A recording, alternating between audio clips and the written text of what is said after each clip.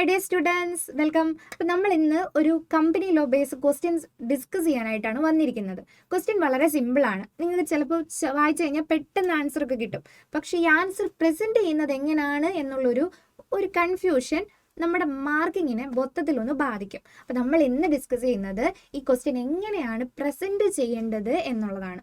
So നമുക്ക് question ഒന്ന് വായിക്കാം. ജസ്റ്റ് നിങ്ങളൊന്ന് വായിച്ച് ഇതിനകത്ത് വരുന്ന സെക്ഷൻസ് ഒക്കെ എന്താണെന്നൊന്ന് റീകളക്ട് ചെയ്യുക കേട്ടോ. അപ്പോൾ ക്വസ്റ്റ്യൻ ഇതാണ്: Sudeep was appointed as director of CNC Machines Limited.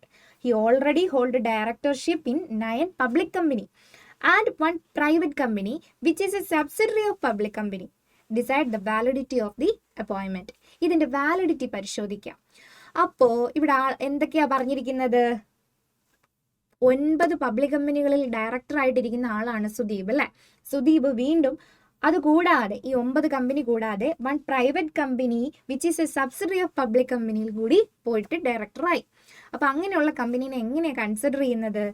ഈ private company which is a subsidiary of public കമ്പനീനെ as per section 271 of companies ആക്ടിന്റെ 271 പ്രകാരം എങ്ങനെയാണ് കൺസിഡർ ചെയ്യുന്നത്? ഇങ്ങനെയുള്ള സബ്സിഡറി കമ്പനിയും പബ്ലിക് കമ്പനി തന്നെയാണ്. Private company which is a subsidiary of public company is also considered as public company. Okay, അതാണ് ഇവിടെ വരുന്ന റൂൾ. അങ്ങനെ നോക്കുമ്പോൾ ഇദ്ദേഹം ഈ 9 കൂടി കൂട്ടി 1 കൂടെ കൂട്ടി 10 കമ്പനിയിൽ ഒരേ സമയം ഡയറക്ടറാണ്. ഇനി സെക്ഷൻ 165 എന്താണടാ സെക്ഷൻ 165 പറഞ്ഞിരിക്കുന്നത്? ഒന്നുമില്ല. സെക്ഷൻ 165 പറഞ്ഞിരിക്കുന്നത് മാക്സിമം ഒരു ഡയറക്ടർക്ക് 20 കമ്പനികളിലാണ് ഒരേ സമയം ഡയറക്ടറായിട്ടിരിക്കാൻ പറ്റുക. ഒരേ സമയം മാക്സിമം 20 കമ്പനികളിലാണ് ഡയറക്ടറായിരിക്കാൻ പറ്റുക. അത് പബ്ലിക് കമ്പനി ആണെങ്കിലോ മാക്സിമം 10 കമ്പനികളിൽ മാത്രമേ എങ്ങനെ ഡയറക്ടറായിട്ടിരിക്കാൻ പറ്റുള്ളൂ. ഇത്രയും സംഭവം ഈ ക്വസ്റ്റ്യനകത്ത് പറയുന്നുള്ളൂ. പക്ഷെ നമ്മൾ എഴുതുമ്പോൾ ഇത് നല്ലൊരു പാറ്റേൺ ഫോളോ ചെയ്ത് എഴുതണം. നിങ്ങൾ കേട്ടിട്ടുണ്ടാവും, ഫസ്റ്റ് പ്രൊവിഷൻ എഴുതണം, പിന്നെ ഫാക്ട് ഓഫ് ദ കേസ് എഴുതണം, ദെൻ കൺക്ലൂഷൻ. കുറച്ചൊരു വലിയ ക്വസ്റ്റ്യൻ ആണെങ്കിൽ ഒരു അനാലിസിസ് എന്ന് പറയുന്ന സ്റ്റെപ്പും കൂടെ എഴുതി കൺക്ലൂഷനും എഴുതി തീർക്കാം. ഇതൊരു കുഞ്ഞു ക്വസ്റ്റ്യൻ ആണ്. അത്യാവശ്യം കുറച്ച് കാര്യങ്ങൾ നമ്മൾ പെട്ടെന്ന് മനസ്സിലാവുന്ന കുറച്ച് കാര്യങ്ങളേ ഉള്ളൂ. അപ്പം നമുക്ക് ഇത്രയും സ്റ്റെപ്പ് മതി. ഏതൊക്കെ സ്റ്റെപ്പാണ്? ഫസ്റ്റ് പ്രൊവിഷൻ എഴുതുക, second fact of the case എഴുതുക, ദെൻ അടുത്ത സ്റ്റേജ് എന്ന് പറഞ്ഞാൽ കൺക്ലൂഷൻ എഴുതുക. ഇത്രയും കൊണ്ട് നമുക്ക് ആൻസർ എഴുതി തീർക്കാം. അപ്പോൾ എങ്ങനെയാണ് ആൻസർ എഴുതേണ്ടതെന്ന് ജസ്റ്റ് നമുക്കൊന്ന് നോക്കാം. ഓക്കെ, സോ ഏതൊക്കെ പ്രൊവിഷനാണ് നമുക്കിവിടെ ആപ്ലിക്കബിൾ ആയി വരുന്നത് എന്ന് നമ്മൾ ഓൾറെഡി പറഞ്ഞു. അപ്പോൾ ആ പ്രൊവിഷൻസ് എഴുതിക്കൊണ്ട് നമുക്ക് തുടങ്ങാം. അപ്പോൾ ഫസ്റ്റ് നമ്മൾ ഇതേ പ്രൊവിഷൻ എഴുതുവാണേ. പ്രൊവിഷൻസ്, ഏതൊക്കെ പ്രൊവിഷൻസ് ആണ് ആപ്ലിക്കബിൾ? സെക്ഷൻ ഏതാണ് ഒന്നാമത് എഴുതുന്ന സെക്ഷൻ? 271. 271 എന്താണ് പറയുന്നത്? ക്വസ്റ്റ്യനിൽ തന്നെ പറഞ്ഞിട്ടുണ്ട്, A private company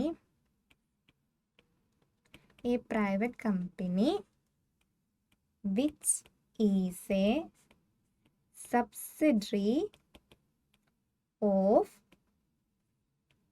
public company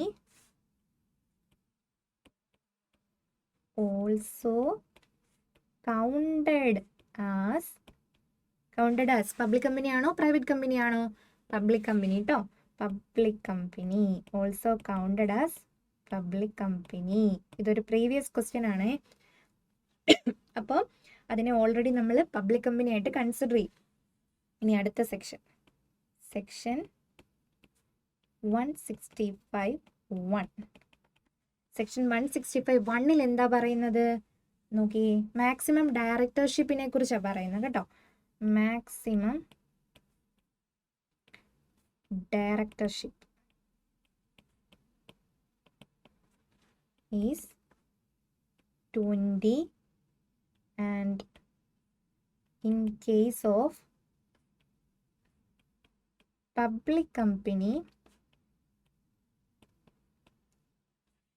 it is limited to 10. Public company ആണെങ്കിൽ ഇത് ലിമിറ്റഡ് ടു 10 ആണ്. 10 ആയിട്ട് ലിമിറ്റ് ചെയ്യും. ഓക്കെ, അപ്പോൾ ഇത്രയാണ് നമുക്ക് വേണ്ട പ്രൊവിഷൻസ്. അപ്പോൾ ഇപ്പം തന്നെ ഒരു ഓൾമോസ്റ്റ് ആൻസർ ആയില്ലേ നമ്മുടെ ക്വസ്റ്റ്യന്. ഇനി നമുക്ക് ഫാക്ട് ഓഫ് ദ കേസിലേക്ക് എഴുതിയിട്ട് കൺക്ലൂഷൻ എഴുതുമ്പോൾ ഈ പ്രൊവിഷൻ വെച്ചിട്ട് ഇത് വാലിഡ് ആണോ അല്ലയോ എന്ന് പറഞ്ഞുകൊണ്ട് നിർത്താം. Then fact of the case. Fact of the കേസിലേക്ക് പോവാം. എന്തൊക്കെയാണ് ഇവിടുത്തെ ഫാക്ട്? അതും ക്വസ്റ്റ്യനിൽ നോക്കി വേണം നമ്മൾ എഴുതാൻ. സുദീപ് അല്ലേ പറഞ്ഞേ? അപ്പോൾ സുദീപ് എവിടെയാണ്? Sudeep was director in 9 public companies.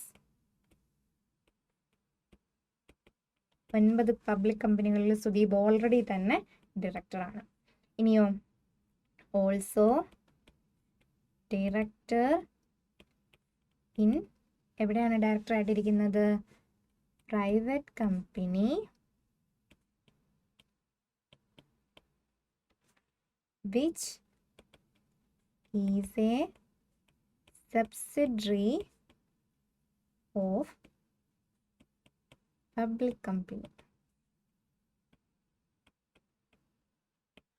Okay, ഇത് രണ്ടുമാണ് ഫാക്ട് ഓഫ് ദ കേസിൽ പറഞ്ഞിരിക്കുന്നത്. ഇനി നമുക്ക് കൺക്ലൂഷൻ എഴുതാം. കൺക്ലൂഷനിൽ പറയാം, Sudeep was already director of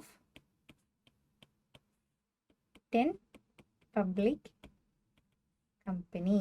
10 public കമ്പനികളിൽ ഓൾറെഡി തന്നെ സുദീപ് ഡയറക്ടർ ആയിട്ടിരിക്കുന്ന ആളാണ്. സോ അപ്പോയിൻമെന്റ് of Sudeep as director in CNC Machines Limited is not valid. Okay, നമ്മുടെ ആൻസർ കഴിഞ്ഞു. അപ്പോൾ ഇത്രയും പറഞ്ഞാൽ മതി. നമ്മൾ എഴുതിയ ആൻസേഴ്സ് ഓൾമോസ്റ്റ് എല്ലാം പോയിന്റ്സും കവർ ചെയ്യുന്നതാണ്. പിന്നെ പ്രൊവിഷൻ എഴുതിയപ്പോൾ നമ്മൾ ഓൾറെഡി പറഞ്ഞു, മാക്സിമം ഡയറക്ടർഷിപ്പ് 20 ആണ്. അത് പബ്ലിക് കമ്പനി ആണെങ്കിൽ ലിമിറ്റഡ് ടു 10 ആണ്. അപ്പം നമുക്ക് വേണമെങ്കിൽ ഒരു അഡീഷണൽ പോയിന്റ് ഇവിടെ ആഡ് ചെയ്യാം. എന്താ പോയിന്റ് ആഡ് ചെയ്യേണ്ടത്? Sudeep is already director in 10 public company. 10 public കമ്പനികളിൽ സുദീപ് ഓൾറെഡി ഡയറക്ടർ ആണെന്ന് നമുക്ക് ഇവിടെ എഴുതാം. അപ്പം ഇത്രയും ഒരു രീതിയിലാണ് നമ്മൾ ആൻസർ ഹാൻഡിൽ ചെയ്യുന്നത്. പിന്നെ ഒരു കാര്യം കൂടെ ഉണ്ട് കേട്ടോ, ചില കേസസ് കുറച്ചുകൂടെ വലിയ കേസസിലാണെങ്കിൽ അത് അനാലിസിസ് എന്നും കൂടെ എഴുതണം. ഫസ്റ്റ് പ്രൊവിഷൻ എഴുതണം, then fact of the case എഴുതണം, അത് കഴിഞ്ഞ് അനാലിസിസ് എന്നൊരു സംഭവം എഴുതിയിട്ട് നമുക്കറിയാവുന്ന സെക്ഷൻസും ഈ പറഞ്ഞ ഫാക്ട്സും ഒക്കെ കൂടെ വെച്ചിട്ടൊന്ന് അനലൈസ് ചെയ്യാം, എന്നിട്ട് കൺക്ലൂഷൻ എഴുതാം. അതാണ് ഒരു കുറച്ചുകൂടെ വലിയൊരു ക്വസ്റ്റ്യൻ ആകുമ്പോൾ ബെറ്റർ. അപ്പോൾ ഈ ക്വസ്റ്റ്യൻ ഒരു കുഞ്ഞു ക്വസ്റ്റ്യൻ അല്ലേ, അതുകൊണ്ട് നമുക്ക് ഇത്രേ ആവശ്യമുള്ളൂ. അപ്പോൾ ഇങ്ങനൊന്ന് എഴുതി നോക്കുക അടുത്ത തവണ എക്സാം എഴുതുമ്പോൾ. അപ്പോൾ അടുത്തൊരു ക്വസ്റ്റ്യൻ ആയിട്ട് കാണാം. Wish you all the best.